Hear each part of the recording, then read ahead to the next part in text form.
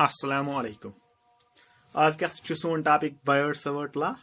तो यह क्या एक्सपेरिमेंटल ला यह क्या कोर एक्सपेरिमेंटली प्रिडिक्ट बायोटन तो सवर्टन मगर कत खतर करो यमो क्या कोर यह अगर यम सा क्या वुचा यम सा करंट पकन अकि वायर मज तत क्या मैग्नेटिक फील्ड प्रोड्यूस उस मैग्नेटिक फील्ड तत प्रोड्यूस सह कथ कर कैलकुलेट सु क्या हो बायोटन तो सवर्टन सह कथ कर कैलकुलेट सह क्या कोर एक्सपेरिमेंटली प्रूव अत खतर क्या कोर कंसिडर वायर फाइनाइट वायर यमिच length finite wire X Y यमिच लेंथ क्या फाइनाइट एल तो अम पे क्या कर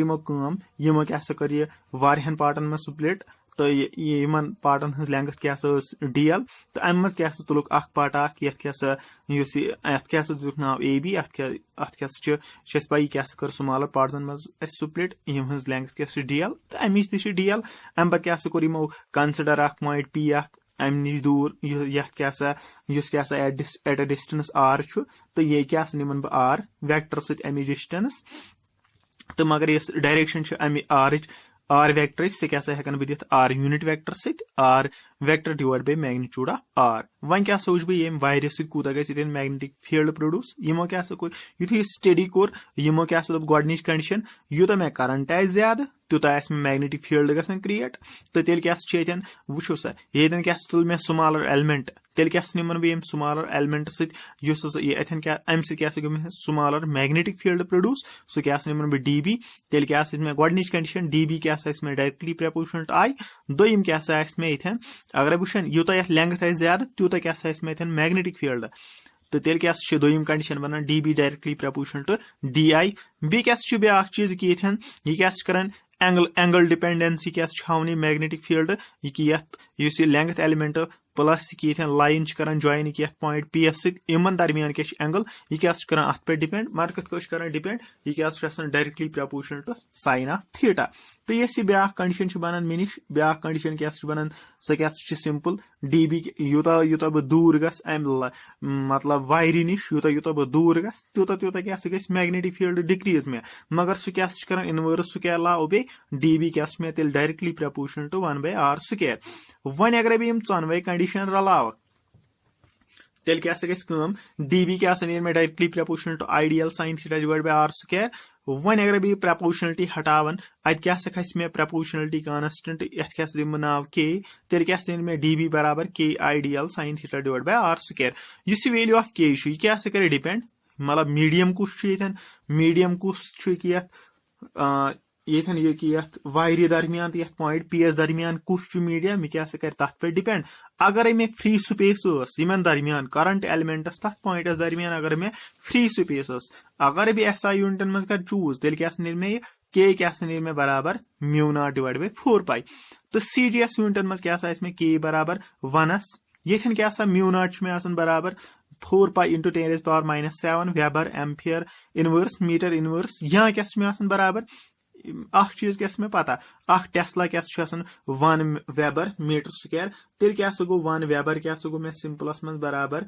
1 टेस्ला मीटर स्क्वायर वन क्या तुलन बह 1 वेबर बजाय क्या त्रान बह 1 टेस्ला मीटर स्क्वायर युथी बह त्रावन ये क्या मीटर स्क्वायर मीटर क्या मे कैंसल तेल क्या मे सिंपल ये 4 pi into 10⁻⁻7 tesla ampere inverse metre तो अम पत अगर वुच एस आई यूनिटन मज क्या मे तेल बनान यह एस आई सिस्टमस मज क्या मे नेरन यह मैग्नेटिक फील्ड बराबर mu naught divide by 4 pi ideal sine theta divide by R square C G S यूनिटन मज क्या मे नेरन D B ideal sine theta divide by R square vector form मज क्या वन क्या वुचन बह यह हेकन बह वेक्टर फार्म मज लिखित वेक्टर फार्म मज क्या हेकन बह सिंपलस मज लिखित यह आर वेक्टर मे आर यूनिट वेक्टर मे पाई यह क्या मे बराबर मैग्नीट्यूड ऑफ आर यह क्या अगर बह ये त्रावन ideal sine theta unit vector divide by R square अत क्या मे R vector D L sine theta क्या लिखन बह अगर बह वुचो वन ये सात बह कंबाइन कर युथी बह कंबाइन कर यह क्या मे ये मगर ये मे गो दिन कि यमिक वैल्यू डी बी क्या गो बराबर मे आइडियल साइन थीटा यम बजाय क्या गोस R vector divide by R square मगर आर इंटू आर मैग्नीट्यूड ये क्या गई अख डिवाइड ये क्या गई आर क्यूब वन क्या वुक बह D L sine theta D L क्या निमुत वेक्टर क्वांटिटी तो D L sine theta R अगर वुन ये क्या नीर मे डी एल क्रॉस आर यह क्या मे पोर्मुत ये मज ये साइन थीटा तम सा हेकन बह in terms of cross product लिखित तेल क्या गो मे डी बी बराबर mu naught divide by 4 pi ideal cross R divide by R cube अम पे क्या वुच बह ब्या चीज डायरेक्शन ऑफ मैग्नेटिक फील्ड क्या वुच बह डायरेक्शन कपर तो सह क्या वुच बह direction of D B direction of D B क्या हेकन बह सिंपली दित राइट हैंड रूल सत या राइट हैंड स्क्रू रूल सत पतमिस टॉपिकस मज पढ़ो डी बी अगर वुचन ये अगर बह कर बह कंसिडर ये क्या मे करंट क्या मे हर कुन किया डी एल एलिमेंटस मज यप क्या मे आर युकन तो यम क्या पान वन यम क्या अक्सी प्लेनस मज यम सात अक्सी प्लेनस मज तेल क्या मे राइट हैंड रूल वन तेल क्या वो मैग्नेटिक फील्ड डायरेक्शन क्या मे तेल आउटवर्ड सह क्या परपेंडिकुलर कि प्लेनस ये मे एक्स वाई प्लेन अगर ये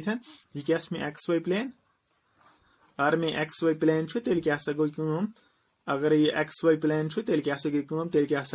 पॉजिटिव जेड एक्सिस किन अथ हो तेल क्या सिंपलस मज पॉजिटिव जेड एक्सिस यह पॉजिटिव जेड एक्सिस तेल क्या मे अपरी मैग्नेटिक फील्ड डायरेक्शन तो वन अगर करंट बोन कुन डाउनवर्ड्स ये वायर मज तेल क्या मे मैग्नेटिक फील्ड इनवर्ड्स प्लेन मतलब मे अथ कित प्लेन अथ क्या दिम बह कि ये सह नेगेटिव जेड एक्सिस तेल क्या मे तपरी मैग्नेटिक फील्ड डायरेक्शन तहन थवन याद वन अगर मे बायोट सवर्ट लॉ लिखुन in terms of current density सह कत हेकन बह लिखित मे पता करंट डेंसिटी डिवाइड बराबर करंट डिवाइड बाई एरिया अगर बह कर हेर दिम डी एल जरब बन दिम डी एल जरब तेल क्या गो ये ए डी एल क्या गो मे डी वी एस बराबर आई डी एल क्या नीर मे बराबर अगर वुचन आई डी एल क्या नीर मे बराबर यह क्या तुलन बह डी वी यह क्या निमन बह युकुन यह क्या गो जे आई डी एल क्या त्रा मे बराबर जे डी वी ठीक है अम पे क्या वुचन बह डी बी क्या नीर मे बराबर mu naught divide by 4 pi one क्या दिमन बह ये आई डी एल बजाय क्या दिमन बह जे डी वी यह क्या तुलन बह आइडियल बजाय जे डी वी जे क्या थम डी वी थान बह जे तिक जे मज वेक्टर तो D V scalar volume scalar ये J cross R D V divide by R cube तो बी क्या गो 4 पाई यह थवन याद अम पे क्या important features of Biot Savart law क्या गोडनिक इंपॉर्टेंट फीचर यह क्या एप्लीकेबल सिर्फ सिमेट्रिकल करंट डिस्ट्रीब्यूशन खतर यम सिमेट्रिकल ये सिमेट्री तथन क्या इत गासिस लॉ हत सिमेट्री खतर एप्लीकेबल तिथ ये सिमेट्री खतर एप्लीकेबल यहाँ थो याद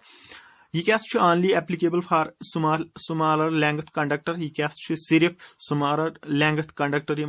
तमन योत खतर एप्लीकेबल